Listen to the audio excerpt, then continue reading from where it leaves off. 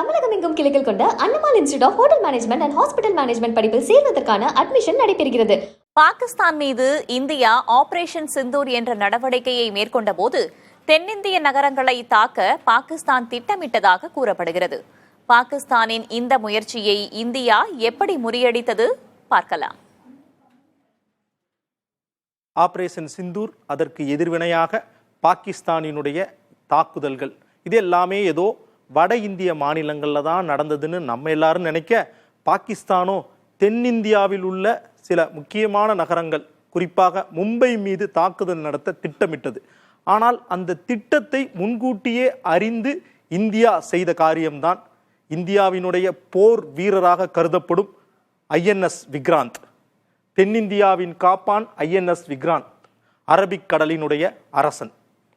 குறிப்பாக ஆபரேஷன் சிந்தூருக்கு முந்தைய நாள் கார்வாரில் இருந்து 3ஆம் தேதி மும்பைக்கு நகற்றப்படுது. கார்வார் அப்படிங்கிற கர்நாடக மாநிலத்தினுடைய துறைமுகம் தான் ஐஎன்எஸ் விக்ராந்தினுடைய தளமாக இருக்கிறது. 4ஆம் தேதி சற்று அரபிக்கடலில் உள்நோக்கி செல்லுது. மீண்டும் 5ஆம் தேதி அரபிக்கடலினுடைய நடுப்பகுதிக்கு ஐஎன்எஸ் விக்ராந்த் நகற்றப்படுகிறது. 7ஆம் தேதி குறிப்பாக மும்பைக்கு தென்புறத்தில் நிறுத்தப்படும் நிலையில ஒரு மெசேஜ் வருது, ஆபரேஷன் சிந்தூரை மேற்கொள்ள போகிறோம், எனவே நீங்கள் கராச்சி நகரத்திற்கு அருகே செல்லுங்கள் அப்படின்னு சொல்றாங்க. அப்போ 9ஆம் தேதிக்குள்ளாக கராச்சி நகரத்திற்கு தென்புறத்தில் குறிப்பாக 400 நாட்டிக்கல் மைல் தொலைவு, அதாவது 800 கிலோமீட்டருக்கு தென்புறத்தில் நிறுத்தப்படுது. நம்ம அந்த ரவுண்ட்ல மென்ஷன் பண்ணியிருக்க இந்த பகுதிகள் தான் ஐஎன்எஸ் விக்ராந்த் கவர் பண்ணக்கூடிய ஒரு பகுதி. ஐஎன்எஸ் விக்ராந்தில் இருக்கக்கூடிய பிரம்மோஸ் ஏவுகணையை ஏவினால் கராச்சி நகரத்தில் நேரடியாக செல்லும் வகையில் நிலை நிறுத்தப்படுது. அடுத்ததாக இந்த ஐஎன்எஸ் விக்ராந்தினுடைய செயல்பாடுகளை பாகிஸ்தானும் உன்னிப்பாக கவனித்துதான் தென்னிந்திய நகரங்கள் மீதுல தாக்குதல் நடத்தல. ஐஎன்எஸ் விக்ராந்த் போர் கப்பலினுடைய விமானம் தாங்கி போர் கப்பலினுடைய முக்கிய சிறப்பம்சங்கள் குறித்து தான் பார்க்க போகிறோம். இதனுடைய நீளம் சுமார் 262 மீட்டர், 2.5 ஃபுட்பால் கிரவுண்டோட லென்த் 1/4 கிலோமீட்டருக்கு இருக்குது. இதனுடைய வெயிட் 45,000 டன்கள் கொண்டதாக இருக்கிறது.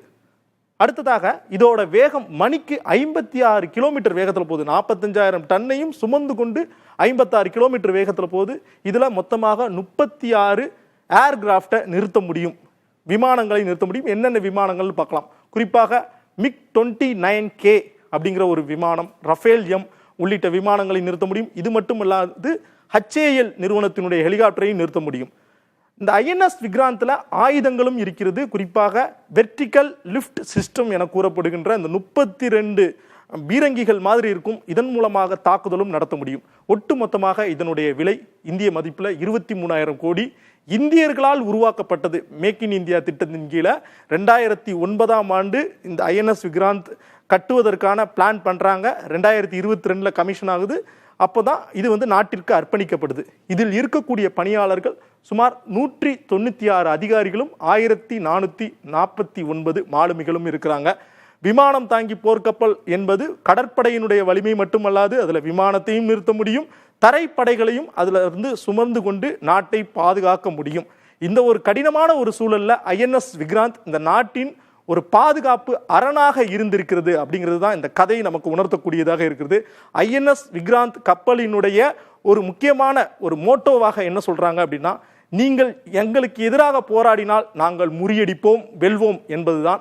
அதை பறைசாற்றியும் இருக்கிறது. ஐஎன்எஸ் விக்ராந்த் அரபிக் கடலின் அரசனாக திகழ்கிறது. தமிழகம் எங்கும் கிளைகள் கொண்ட Annamal institute of hotel management and hospital management படிப்பில் சேர்வதற்கான அட்மிஷன் நடைபெறுகிறது.